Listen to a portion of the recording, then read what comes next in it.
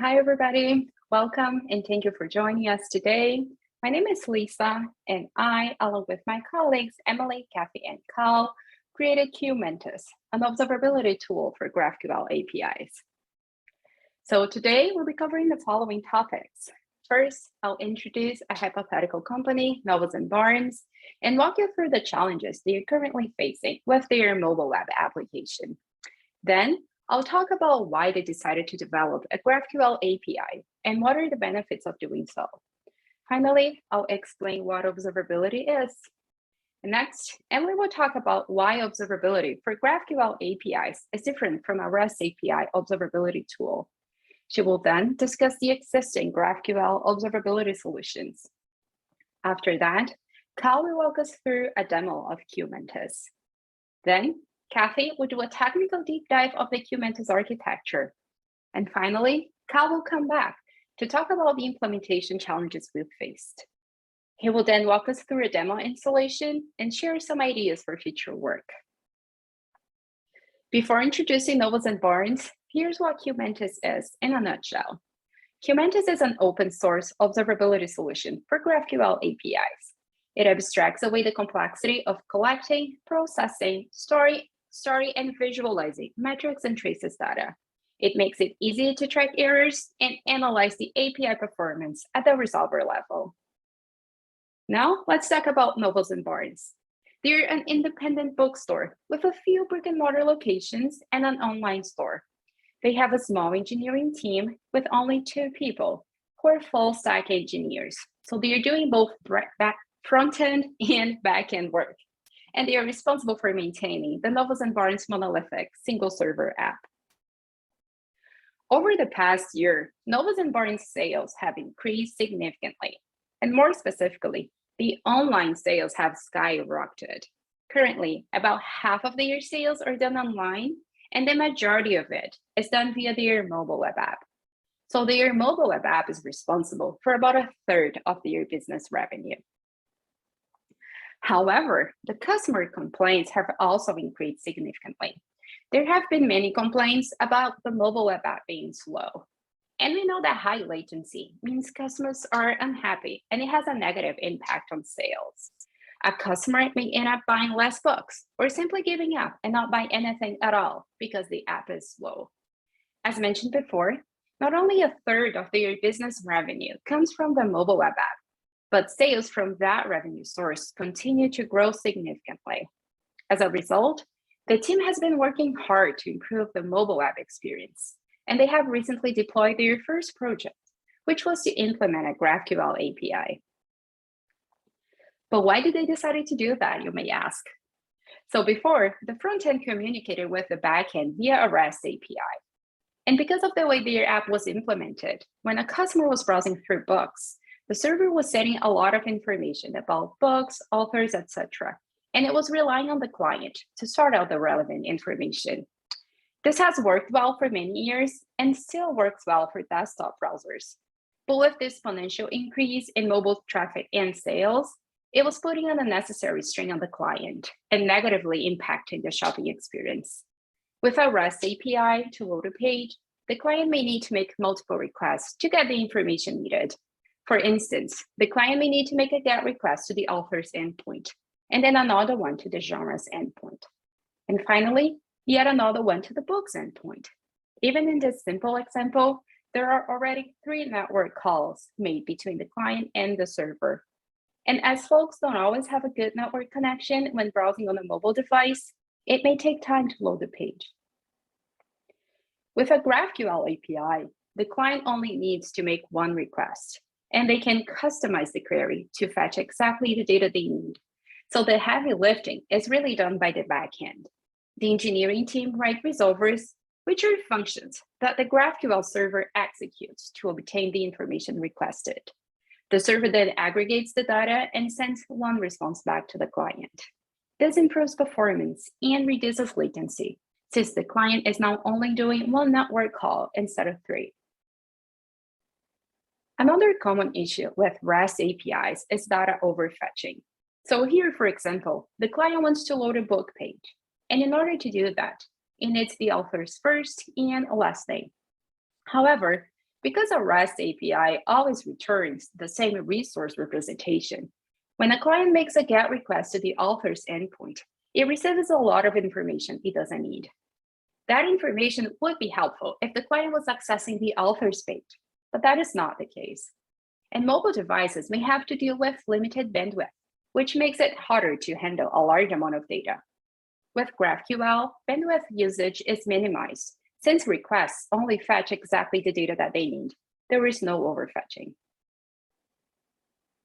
So while there is a lot of work to be done on the backend to implement the GraphQL API, the Novus and Barnes engineering team decided that the benefits outweighed the cost. Remember that Novus and Barnes has a small engineering team of 2 that are responsible for both the backend and the front end. So while it may take extra work to set up the GraphQL API on the backend, it will ultimately save time and make it easier to work on the client side of the application. So Novus and Barnes has already invested a lot of time and money to develop a GraphQL API, and they want to ensure that it is performant. The company's engineers aren't really GraphQL experts, and they want to monitor the health of the app after making the switch to GraphQL. They want to make sure that latency has decreased and that the overall performance of resolvers is acceptable. They also want to know how requests are hitting the database. They want to track errors and respond to issues quickly. So now that we have a better understanding about the reasons why the Novus and Barnes team developed a GraphQL API, let's talk about what observability is and how it can help the team find the answers to their questions. So what is observability? It's the ability to measure and analyze a system's current state based on data that the system generates. The more observable a system is, the more quickly one can go from spotting a potential problem to identifying its root causes without needing to write any code. And the goal of observability is to help developers understand what is happening so that they can troubleshoot and debug applications effectively. Those are the 3 pillars of observability: metrics, traces, and logs. And in this presentation, we're going to talk more about metrics and traces, since these are the data types we are collecting with QMantis. And what are metrics? So metrics are numeric measurements aggregated over a period of time. They provide developers with the big picture information. So for example, the Novus and Barnes sales department, they too collect metrics. Is things such as sales volume per day, or number of customers in a brick and mortar store per hour, or average total sale per customer per hour. And this information is essential to guide their business decisions. And similarly, collecting metrics helps the engineering team maintain and improve an API. Metrics help answer questions such as, is the application performance degrading? Is latency higher than usual? Are users encountering errors? When are the downtimes? Metrics help engineering teams spot potential problems and be proactive, like planning maintenance when they know there won't be a lot of requests coming in. And QMantis tracks what is called the RED metrics, so request rate, error rate, and duration, which is latency. The other data type that QMantis generates is traces. So a trace is a collection of spans and provides detailed information about a request journey. So if we go back to a customer visiting Novus and Barnes location, from the moment they walk into the door until they leave the store, that's a trace. And a span would be, for instance, they walk from the door to the nonfiction section. Then they pick up a book and skim it. That's another span. They pay for the book. It's yet another span. So a trace provides detailed information. What sections did they visit? What books did they look at? If there was a purchase, how much was it? And in a similar way, traces gives us a lot of insight into our request. They help developers identify where failures occur and what causes poor performance. A span is the building block of a trace, a piece of the workflow. So a trace has a root span containing the end-to-end latency for the request. It's like the top green line on the right side of the screen.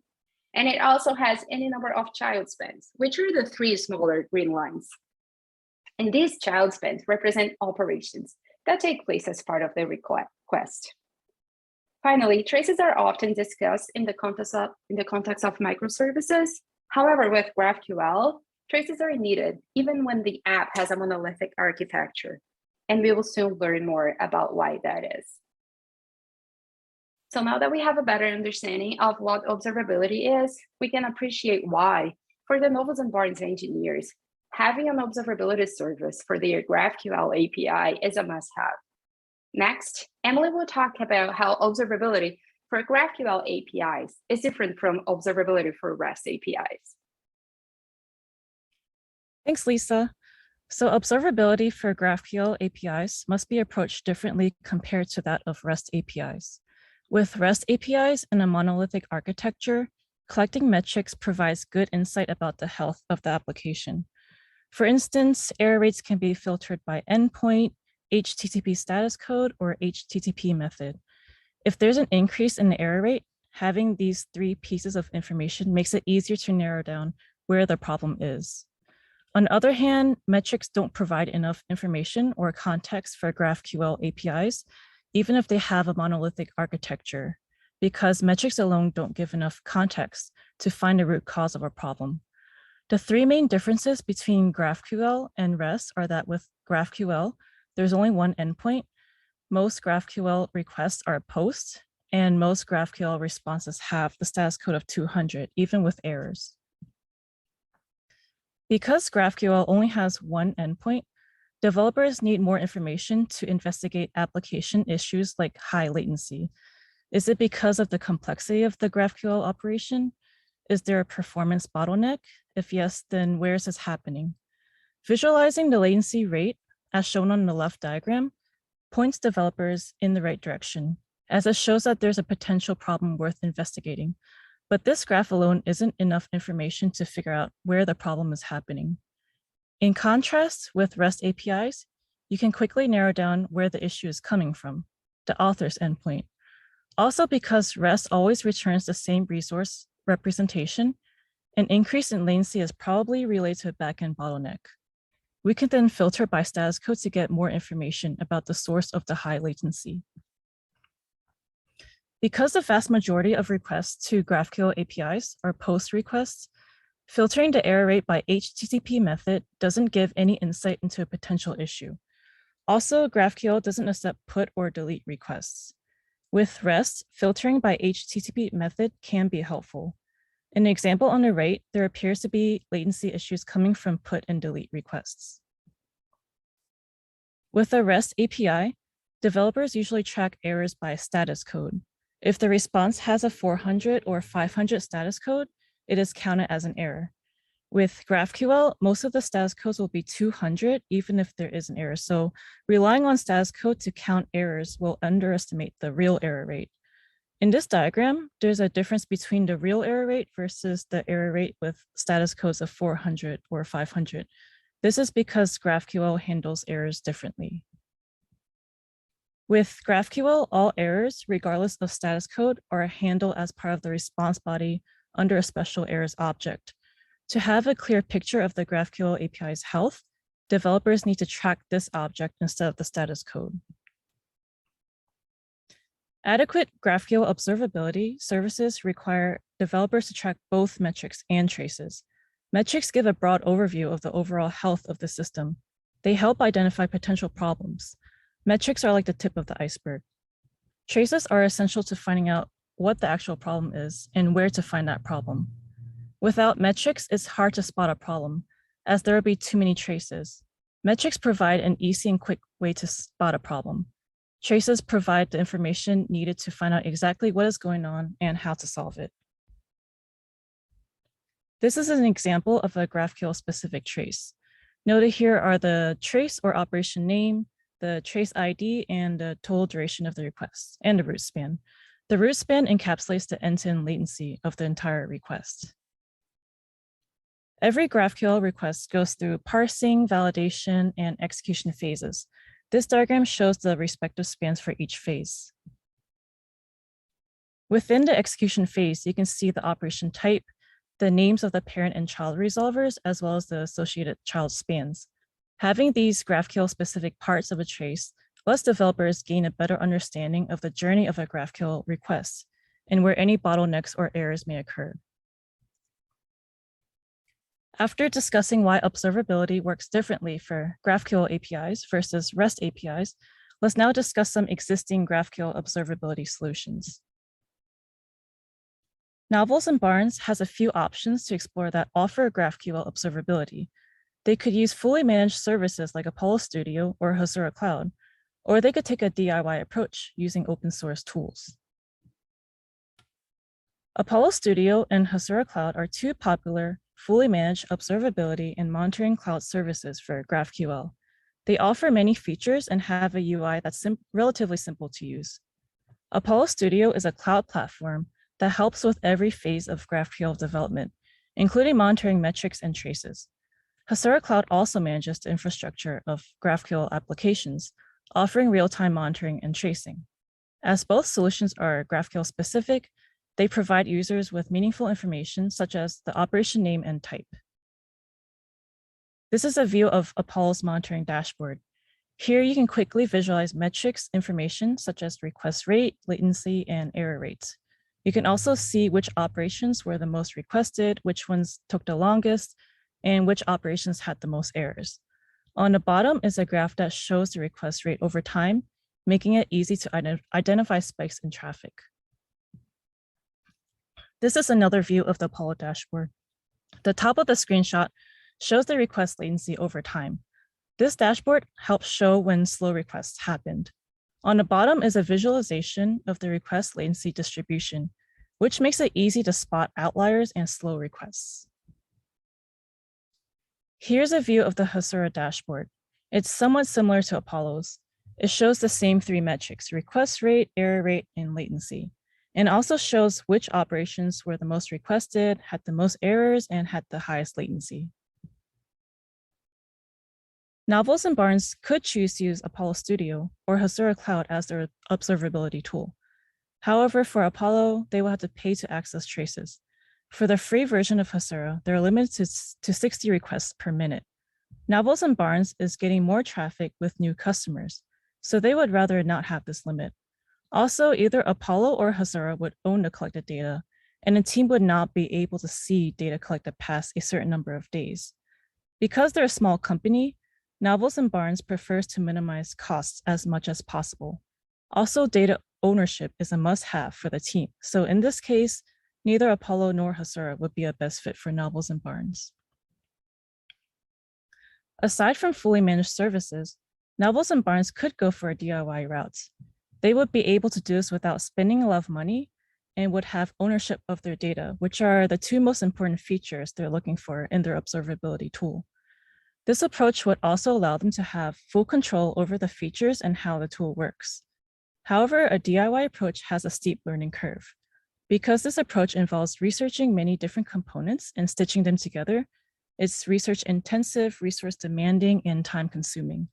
If they had a big team, they may choose this approach. However, with a team of two, they would rather spend their time and effort focusing on the business logic of their application. So the DIY approach is probably not the best option for them.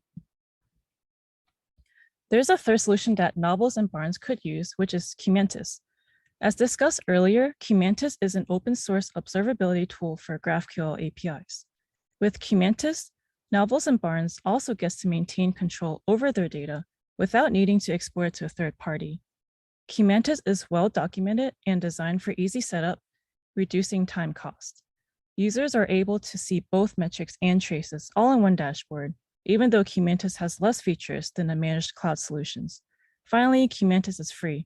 There are no time or storage limitations, so Novels and Barnes can invest their energy back into their business needs. After discussing the pros and cons of various existing GraphQL observability solutions, Novels and Barnes has found QMantis to be a great fit for their business. And now Cal will go over how Novels and Barnes can use QMantis in more detail. Thanks, Emily. If Novels and Barnes chooses to use QMantis, their small development team can get free real-time metrics and traces coverage made specifically for GraphQL APIs without having to learn or implement any new observability technologies. They can check their application's usage by monitoring its real-time request rate, error rate, and overall latency, and can also analyze and distinguish every request trace made to the GraphQL endpoint. Here's a quick walkthrough of what this would look like and why it is so important. These images show what a QMantis dashboard would look like for a user like Novels and Barnes. The dashboard allows users to see metrics and traces side by side. Being able to view metrics and traces in the same place can provide a lot of insight into what is going on with the GraphQL API. For example, here on the top row of the metrics, you can see that request rate and error rate move together, which is expected. But down below that, it shows that the average latency of requests is spiking outside of any increase in traffic. When seen alongside the traces, it's obvious that there are a few major outliers driving up the average latency time. These traces should be investigated. Keep these spikes in mind as I move forward with how to decipher traces using QMantis. But first, to give some context, let's see what a full single trace looks like when being viewed in Grafana. With QMantis, a user can easily analyze traces for every request made to the GraphQL endpoint. This is what a typical trace may look like for a sample query when viewed using Grafana. In this query, books from a particular author were fetched along with the genres of those books. Far on the right-hand side of the condensed span section, you can see that there are multiple spans executing at the same time. This is exactly what a developer would want from an efficient query. Once the author is fetched, all books related to that author and genres related to those books are fetched asynchronously. The left-hand side of the screenshot shows exactly what is being fetched while each span is executing. This gives valuable insight into the GraphQL resolver used to fetch this data and makes it easy to pinpoint any inefficiencies that could be negatively impacting a server's response time. Okay, back to the outliers. I tried to make a video of this, but the resolution was really bad, so I'm just going to talk through it. When viewing traces from the dashboard, Novels and Barnes can easily spot slow requests. With the growing success of their business and their recent surge in users, they can quickly investigate and address bottlenecks in their application. By doing so, it allows them to respond efficiently to issues related to high latency and ensure customer satisfaction. Sometimes an outlying trace is related to an operation that usually runs in line with the rest of the GraphQL operations. In this case, then the issue is usually related to something outside the GraphQL API, such as a temporary overloaded database. Here, though, when hovering over each of the outliers in this snippet of traces, you can see that they are all related to the same GraphQL query named all books. So it's time to investigate that resolver.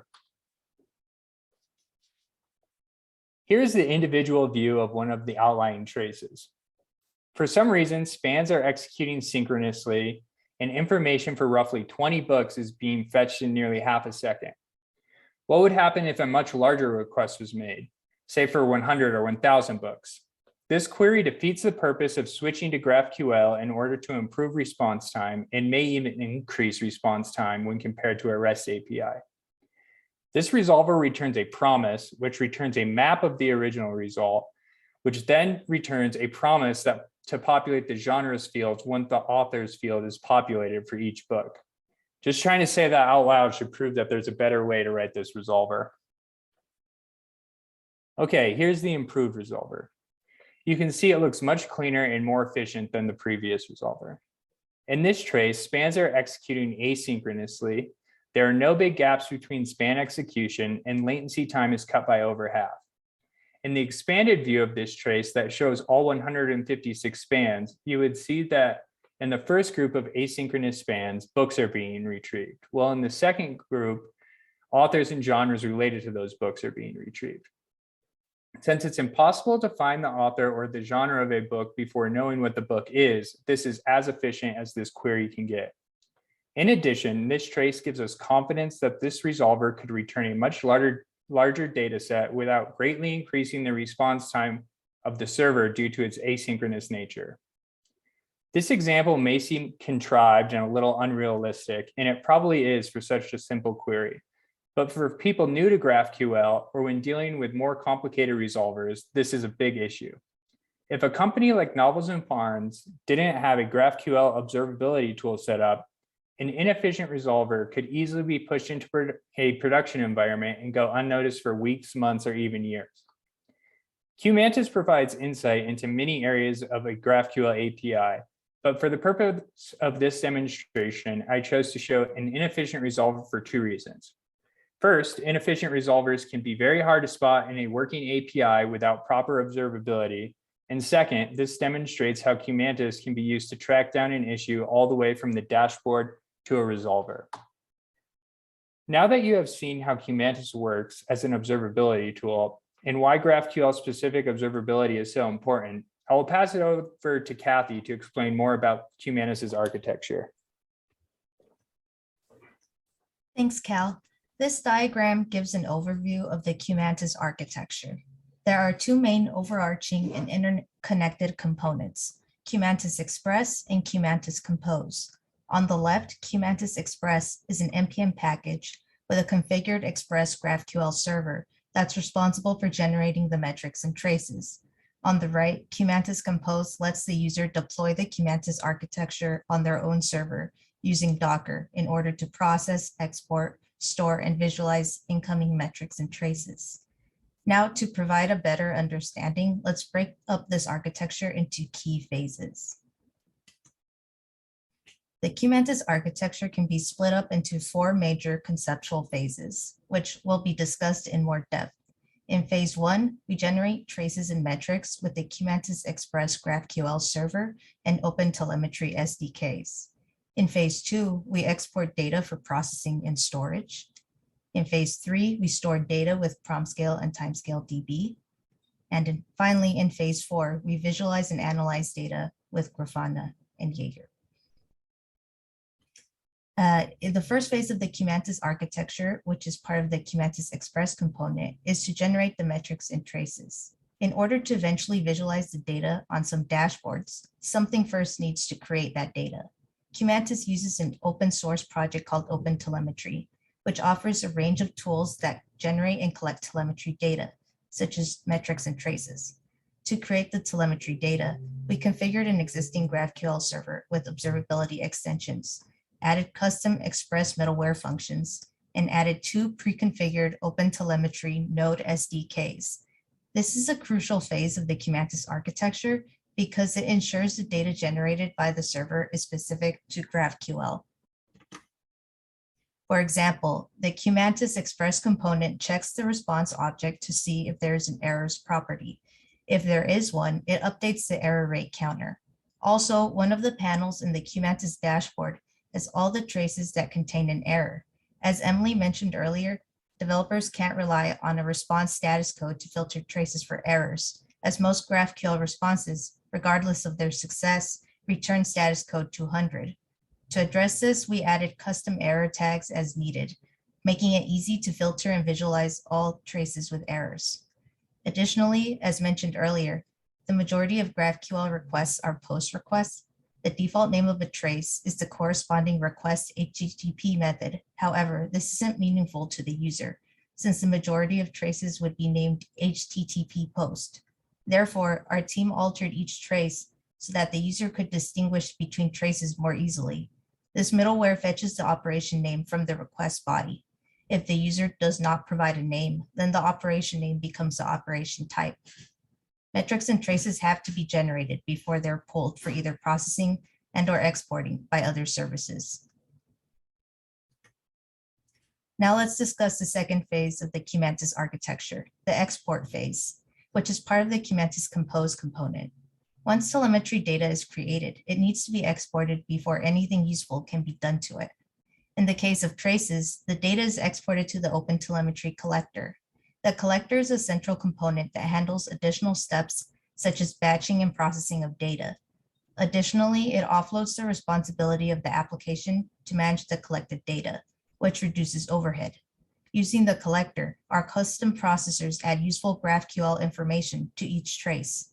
Some of the spans in a trace are given customized names. So, for example, users can distinguish one request's field resolver from another without having to click into each span for more information. In the case of metrics, they are exported to Prometheus, which is an open source systems monitoring service that collects and stores metrics as time series data. meaning metrics information is stored with the timestamp at which it was recorded. The purpose of exporting metrics to Prometheus is to transform the data into a format compatible for the next phase. Now that the data has been generated and processed into a readable and more meaningful format, making it easier to work with for observability purposes, this data can now be exported to long-term storage, which is the following phase. So the third phase of the QMantis architecture, which is part of the QMantis Compose component, is storage. Before you can visualize and analyze telemetry data on Grafana, data needs to be stored somewhere. Long-term storage is useful for users because they can analyze not only current data, but also older data, which will be very useful if they want to analyze trends in their GraphQL API.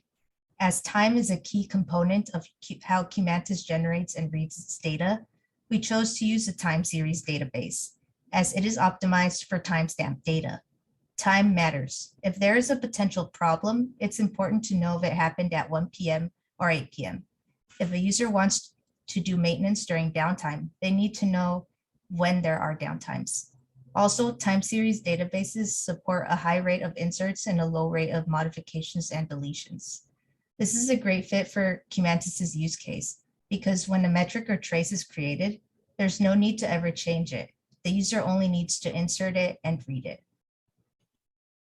Specifically, QMantis uses Timescale DB, an open source time series database powered by SQL, along with PromScale, a backend extension that connects telemetry data to Timescale DB via the connector.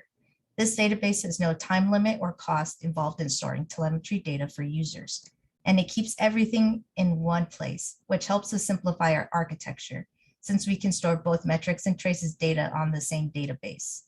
Another main benefit of using Timescale DB is that it leverages Postgres to store data, an established data store that's widely used among developers. The choice to use Timescale DB means that it is easier for users to understand how their data is stored, and they don't have to learn any new technologies.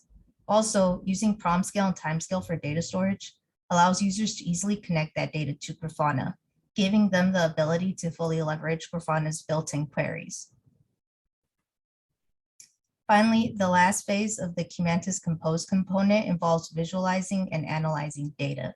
To visualize the data, as was demonstrated earlier by Cal, our team chose to use Grafana, a popular open source tool for observability dashboards that comes with many options and functionalities.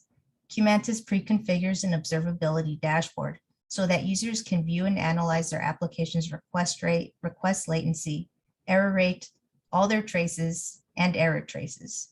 Grafana connects directly to the PromScale connector and Timescale DB in order to obtain metrics data, as well as to Jaeger, an open source tool for end-to-end distributed tracing, to query the traces data. When it comes to visualizing data, our team considered two options: building a custom user interface or using Grafana. A custom UI would have provided two main benefits. We could have branded the UI to add a QMantis-specific design, and we could have displayed data more intuitively, especially for a first-time user. Ultimately, these pros of building a custom UI did not outweigh the cons of actually building it, so we chose to go with Grafana. Grafana is an industry standard observability tool that many developers are already familiar with.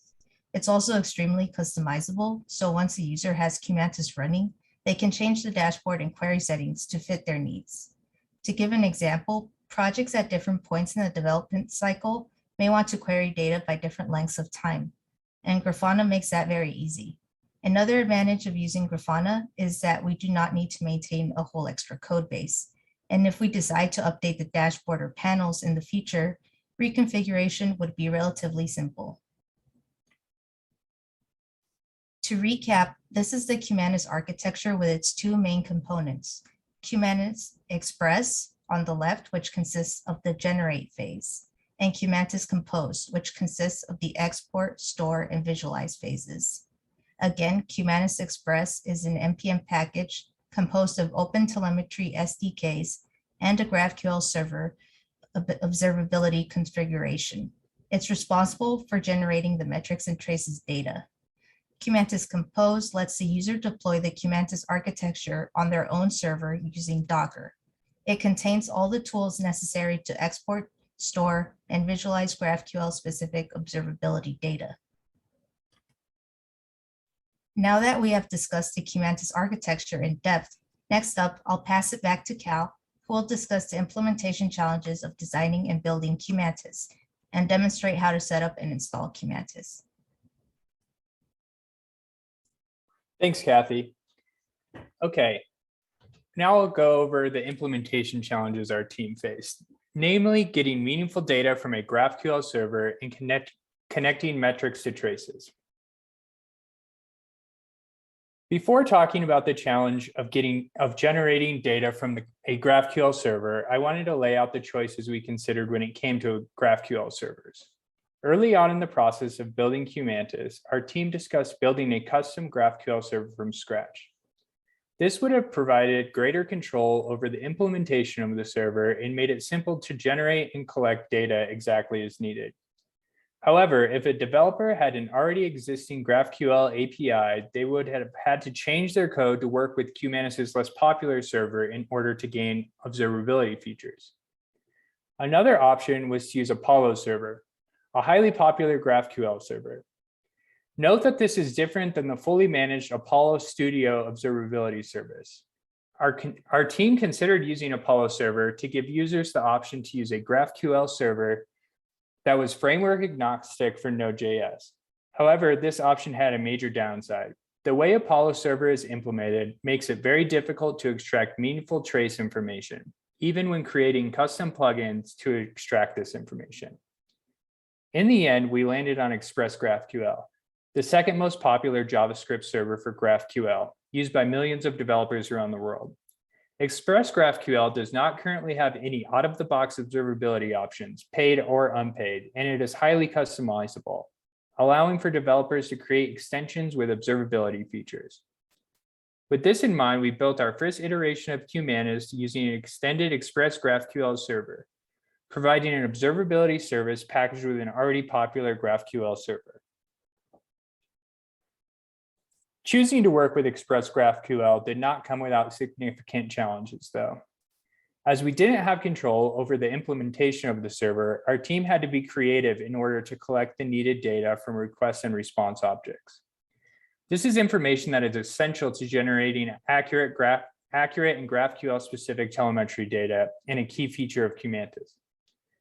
The two most difficult pieces of observability metrics data to obtain were counting errors and collecting latency data for requests that had a 400 or 500 status code. To get the accurate information, our server needed to access the response object before it was sent back to the client. To do that, we relied on a function from the Express GraphQL server to access the response object. However, when the status code was 400 or 500, the Express GraphQL server didn't execute that function, so it no longer checked for errors or latency information. At this point, we considered modifying the QMantis architecture and even prototyped a custom GraphQL server to get this data. This approach actually worked, but it came with the limitations mentioned in the previous slide. Ultimately, we found better solutions to these challenges. Using an existing NPM package to obtain latency data and passing trace data to a custom function in order to accurately count errors. Now I will explain why we chose not to collect metrics and traces for the time being. Initially, our team wanted to connect metrics and traces in order to make it easy for the developer to go from spotting a potential problem to getting detailed trace information. How would this work? When the developer notices an outlier metric data point, such as an increase in error rate, they would click on the data point and it would take them to a list of traces that occurred within that time frame. After a lot of research, we found that the only way to have this feature in Grafana was to use Grafana's solution for traces, Grafana Tempo. This would have required us to use a different database to store traces, as Grafana Tempo isn't compatible with timescale, and would have added complexity to the QMantis infrastructure. Another option was to build a custom UI, which wasn't ideal, as Kathy already explained. To overcome this obstacle, we created two trace panels. One that shows traces by latency, making it easy to spot the outliers, while the other only shows error traces. Because both metrics and traces have timestamps, It's easy for the user to filter the traces panel to look for information they need. It is also worth noting that the leading paid observability solutions for GraphQL do not currently support linking metrics and traces together. Okay, now I'm going to go over a quick demonstration on how to install QMantis and get it set up to work with an application. First, the QMantis Express npm package needs to be installed. If Express GraphQL is not currently installed for your project, that needs to be installed as well. Next, the QMantis Compose repo needs to be cloned. This repo can be cloned anywhere on your machine and it will run properly. So clone it into whatever directory works best for you. Once the npm package is installed, you need to import the QMantis variable into your main file. This is the file that imports the schema and starts up the Express GraphQL server for your API. It is crucial to note that all of the QMantis variables needed to be imported before the Express GraphQL variable, or there may be some issues with collecting traces. After the variables are imported, it is time to set up the route handlers for your GraphQL endpoint. This is accomplished in a similar way as setting up a route handler to use a package such as cores for any API.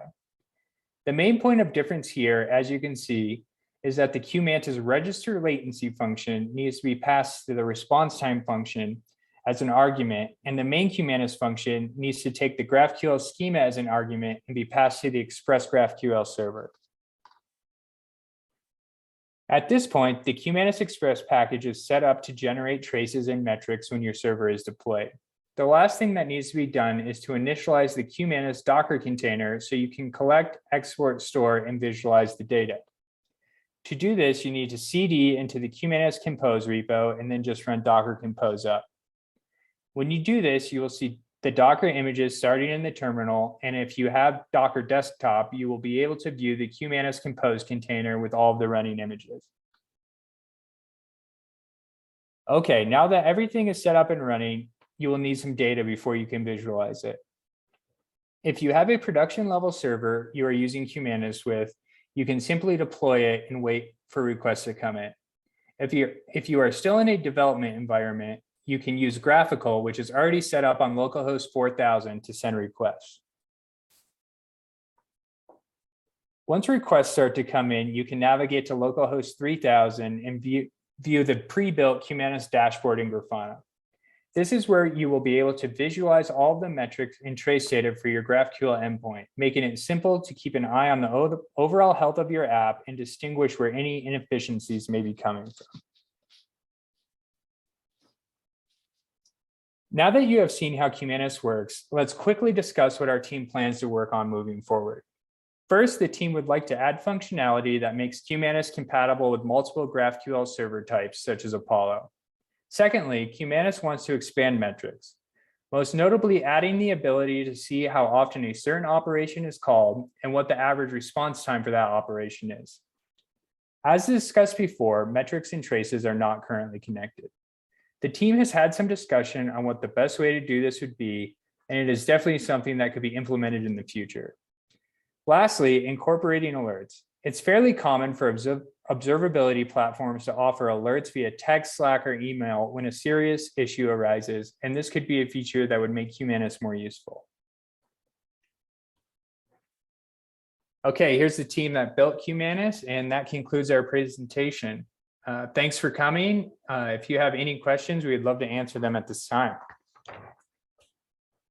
Okay, we do have a question. Actually, first we have a comment which says, "Good job, QMantis. Excellent explanation of GraphQL, observability, and the problems that arise at their intersection." And now the question, what was the hardest part to implement, from Brandon? That's a good question. For me personally, this is Lisa speaking. And I think the team may agree. I think it was getting all the components to work together. So after we kind of decided which pieces of infrastructure we wanted to use, it was setting up them all together and how they would connect to each other and deploy them on Docker. Yeah, I would agree. If you go look at our Docker Compose file, it's like 40 lines long, but it took days to get absolutely correct. Yeah, and another difficult aspect is we were using a lot of new technology like open telemetry, and PromScale do not have a lot of updated docs or resources that are very useful. So we kind of had to do a lot of look at a lot of examples and experiment a little bit to get it to work, just because a lot of these are very recent services that came out just like at the end of last year. Yeah, I think there are some days where we just spent the whole day just debugging or trying to get like one thing to work. So that was a little frustrating.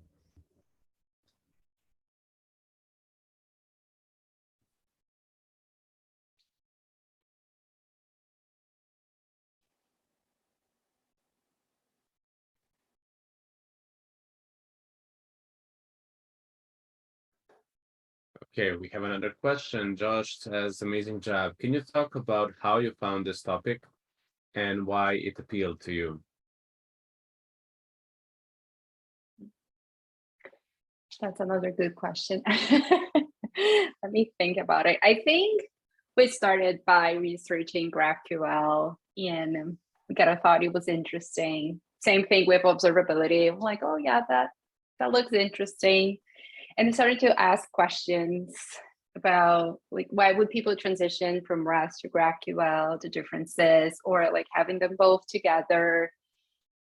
I don't know. And at some point we're like, well, what if we did observability for GraphQL, like to answer some of those questions that we like mentioned at first? Because it's very common, like in the GraphQL community, for like people having issues with resolvers and like how to debug it, since queries can be so different. It's not always the requests are not always the same. So I don't know. We kind of went from there and landed on this project at the end. I think it was very organic. I think how our discussions went from the beginning until like deciding on a project, on the topic of the project. Yeah, and I know when we were researching this originally, we hadn't quite decided exactly what we were going to do.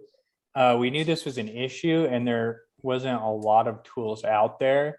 And we came across a blog that showed an example of kind of the first example that I showed, a bad resolver making the response of a server inefficient. And it was from a big company that had been running this resolver for months. And they were having an average latency time of 600 milliseconds because of a bad resolver. And they got it down to like 180 milliseconds once they realized it.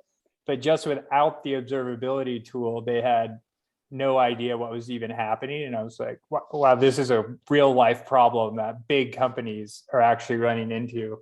And that's kind of, for me at least, that's what kind of made me think, yeah, this is something that's really useful and we could build. Would any major parts of your infrastructure need to be reconfigured to connect the metrics with the tracers? If so, which parts of your architecture? Yeah, we would have had to use a different database because to get it to work to Grafana, which was our ultimate end goal to visualize the traces and metrics, we would have had to use Grafana Tempo. And so that was not compatible with PromScale and timescale. So that would have required just changing our entire architecture pretty much to get something that worked, like Elasticsearch, for example.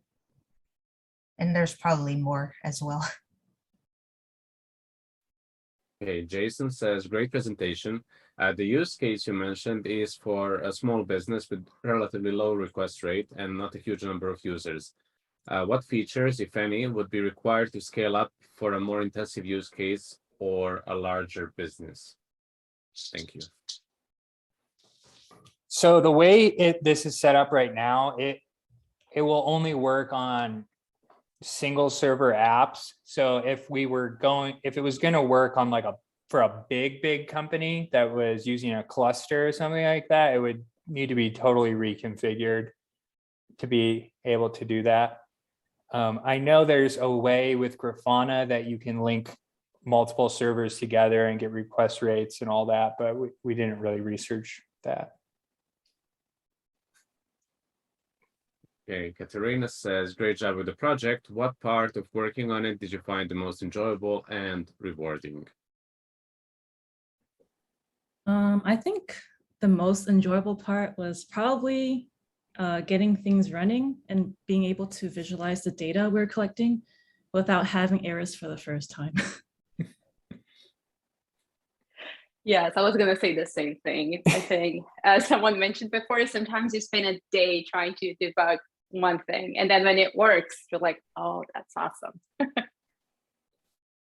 Yeah, and we had fun doing it as a team. I think we all kind of struggled with the same things, and we're kind of hands-on on every part of the project. So I think being able to like quickly like step in if someone needed help or vice versa, was pretty awesome. Yeah, and I know we had a couple days where you struggle, and then in one day, like multiple things come together, and we just feel like rock stars on those days. So that was probably the most enjoyable part. Okay, another question. Nice work, QMantis team. If you have to do this again, not that this work has any flaw, how or what would you do differently? Or would you do anything differently?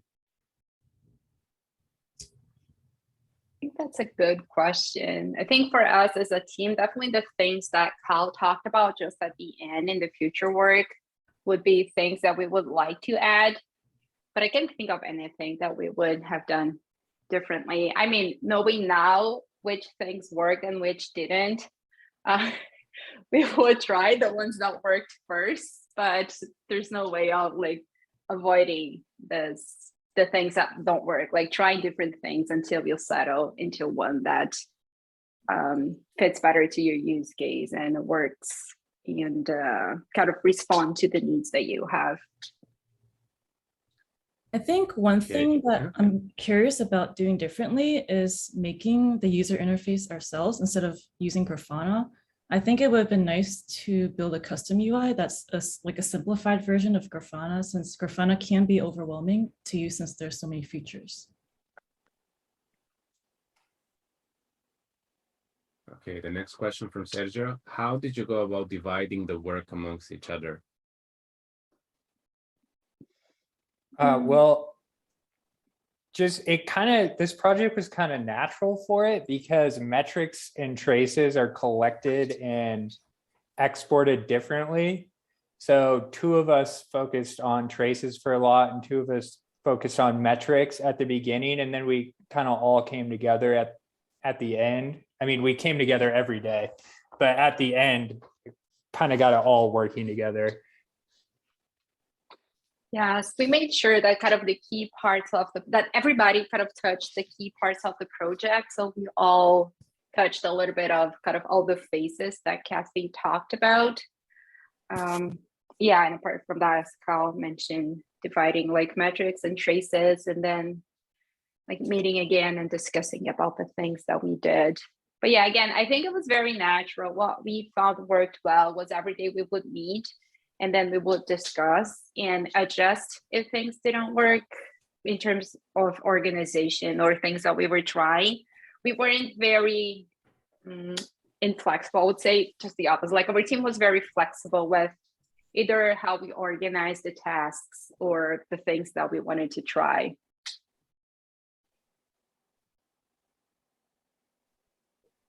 Okay, and the final question from Julio. He says, outstanding presentation. You mentioned creating an NPM library for extending Express GraphQL with instrumentation to emit metrics and traces. How does extending Express GraphQL and adding instrumentation work? What info do you add to traces? So you can add custom extensions to Express GraphQL for customizing metrics and traces. So we use these extensions to add middleware or express middleware that lets you, for example, like get latency as well as count all the errors. And also the info we added to traces was a custom operation name, as well as the operation type to distinguish them. Otherwise, you would just see the GraphQL endpoint, which wouldn't be very useful to distinguish them. Yeah, like Yeah, when Sorry, you go on, Cal. okay, when you see that query like with the name all books, that's added by our extension. Like if you didn't add that, all of the traces would either just say HTTP post or operation or something like that, where you wouldn't know what the query actually was. I mean, you could figure it out, but it's really helpful to have the name there. And for our errors, we added a specific GraphQL error type to each trace that had a GraphQL specific error. Yeah, so that we can kind of visualize them in Grafana. Because what we did, we had a panel in Grafana that only shows errors, like the traces with errors, so that it's kind of easier to visualize them. But then we couldn't filter them by status code, so we needed to add something like custom to all those traces.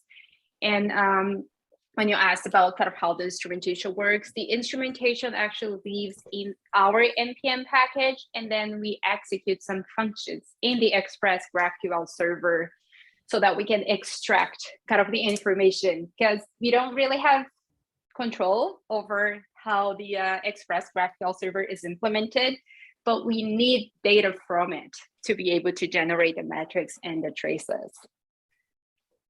So we had, yeah, as Kathy said, like an extensions functions that we run to obtain that data. Okay, no more questions. Any final words? Thanks for coming, everybody. Yeah. Yeah, thank you. Yeah. Thank you, Thank everyone. you. You.